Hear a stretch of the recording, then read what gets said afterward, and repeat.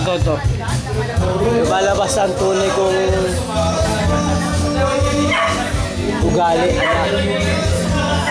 Anak. Pag may umaway sa'yo, isumbong mo lang sa akin. Isumbong mo lang sa papa. Talagang isumbong mo sa papa.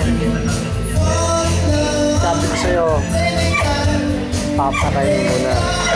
Lagi masama na ako. Kung may umaway sa'yo, ikaw talaga ako. Naiiyak man ako pero sabi na mabayad na utang pero wag ka na gagawin ako.